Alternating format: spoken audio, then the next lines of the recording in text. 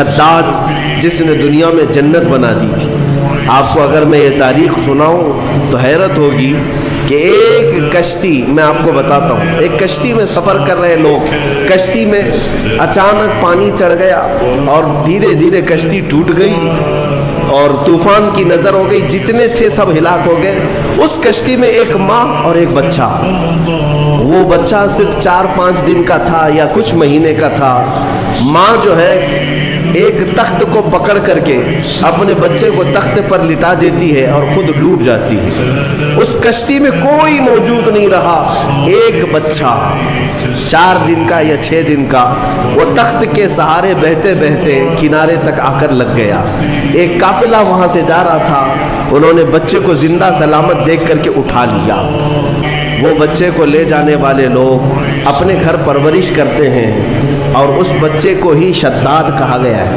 وہ جو بچہ تھا جس کی ماں بھی مر گئی، سارا قافلہ ڈوب گیا، تنہا جو بچہ کسی کے ہاں کفالت میں کسی کے زیر نگی رہا وہ شداد تھا. اور جب وہ تھوڑا سا جوان ہوا اس نے ایک فقیر کو دیکھا یا کچھ فقیروں کو دیکھا، ان کی جھولیوں سے کچھ چیز گر گئی، وہ سرمہ دانی تھی یا کچھ تھی. روایات یہ بتاتی ہیں کہ شداد اس سرمہ دانی کو اٹھایا اور اپنی آنکھوں میں لگایا تو اسے زمین کے خزانے سب دکھنے لگ گئے، کہاں کتنا سونا ہے. وہ اس طرح سے کھودتا تھا اور سونے کا مالک بنتا چلا گیا. اتنا بنا کہ وقت میں اس سے زیادہ مال کسی کے پاس نہیں تھا. پھر اس نے ایک بار اعلان یہ کر دیا کہ اب میں جو ہے سارے دنیا کو پال سکتا ہوں. اس وقت ایک درویش نے آ کر کے اس سے کہا کہ شداد تو اپنے مال سے زکوٰۃ بھی ادا کیا کر، فقراء و مساکین کو بھی دیا کر، اللہ تعالیٰ تجھے جنت عطا کرے گا. اس نے کہا کون سی جنت ہے؟ جنت کیا ہوتی ہے؟ کہا جنت عالی شان ہے، رب تعالیٰ کی بنائی ہوئی، جس کی ایک اینٹ سونے کی تو ایک اینٹ چاندی کی، زمین زعفران سے بچھی ہوئی، بہت خوبصورت جنت کا نظارہ ہے. اگر تو خیرات کرے تو اللہ تجھے وہ بھی عطا کرے. اس نے کہا مار کر کے، ٹھٹا مار کر کے کہا ہے ایسی بھی کوئی جنت ہوتی ہے؟ اس سے بہتر جنت تو میں دنیا میں بنا دوں گا. تم اس جنت کی لالچ مجھے دے رہے ہو؟ اتنا مال تو میرے پاس ہے کہ میں خود بنا لوں جنت. اور اس نے آرڈر دیا اور عدن ایک علاقہ ہے وہاں پر جنت بنانے کا حکم دیا.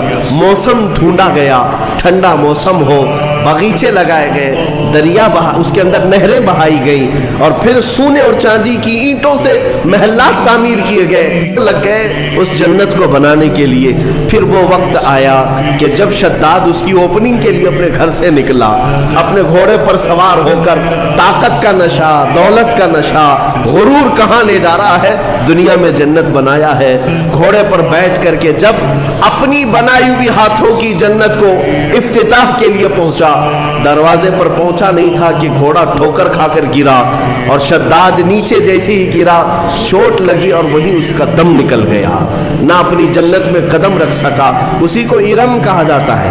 ارم جو ہے فارسی لفظ ہے، وہ شداد کی بنائی ہوئی جنت کو کہا جاتا تھا.